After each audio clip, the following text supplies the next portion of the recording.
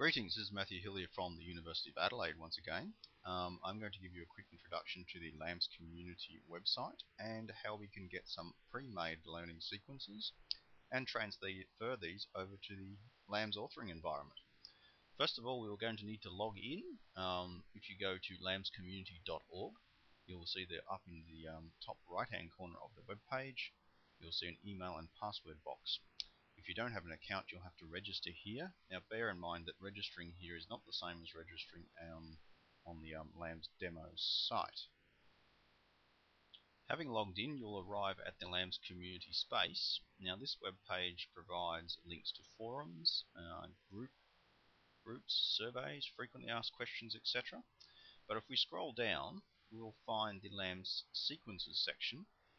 In here there's various different subcategories for pre-made LAMS sequences, but I'm just going to click on the View All button, and that will load the page for all of the sequences at once. Now we get a very long scroll page here. As you can see, it's absolutely huge. Let's just say we wish to download one about apparently smoking. Let's click on that one, and we will see the details about this learning sequence. There's usually a description in there, indicates which language, which LAMS version it was created in, if there was any associated files, and of course you can rate each one. And we can back out of there as well. There's the back key, we can get back again. Let's have a look for some others. Looks like there's lots of them here. Let's try this one, primary English lesson. Again, there's information on this sequence. Potentially there's going to be associated files with it as well. We can preview it if we press the preview button.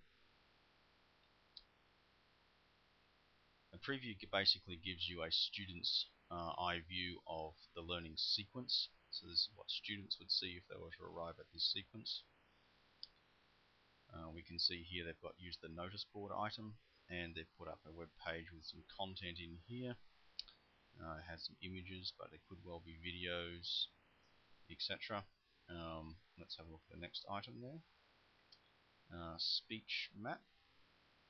Scroll down to the bottom, press the next activity button.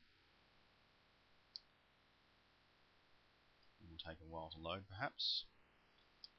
And this time they've got a mind mapping utility in here, and we can press different buttons, and hopefully we can add things to it. Here we go, indirect speech, which might be body language. Assuming of course I'd read the requirements properly. We may, I assume, move these around. Yes, there we go. And we can go next activity when we're happy with that. And indeed we could step through the entire thing if we wanted to. Let's just exit out of that item.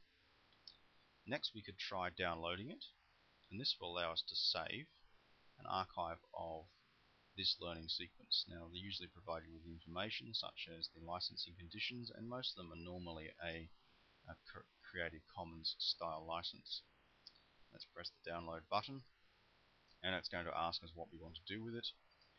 Best advice is to save the file. It's going to save as a zip file, and that will put that file onto our hard disk drive so that we can upload into the LAMS authoring environment, which is what I'll show you next.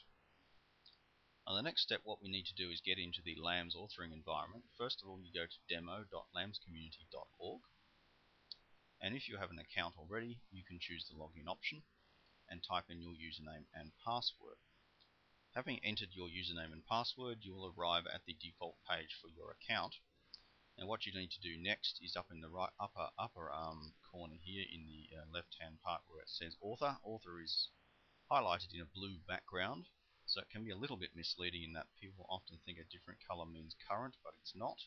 Click on author. This will open the LAMS authoring environment.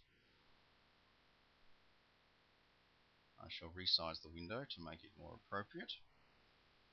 Next, what we want to do is import our pre-saved learning sequence. So we go to the File menu and we choose Import. we can browse to our file, and we can choose the file that we just saved, in this case the primary English lesson, and it was a zip file. Once we import that, we can close off this extra dialog box, and we will notice that we have our learning sequence has been imported with all of the activities, the linking, and hopefully the content as well. So if we click on one of these items so that it's got a blue outline around it such that it's active, then we right click our mouse and we go open, edit activity content, and we'll be able to see the content that has been input into this particular learning sequence. And it appears there's lots and lots of code inside there which probably needs a cleanup. Looks like somebody has probably copied and pasted out a word or something, made a big mess of it. You can see here. Anyway, if we were to go and edit all that, we can press the save button and it will save our changes, and we can close it.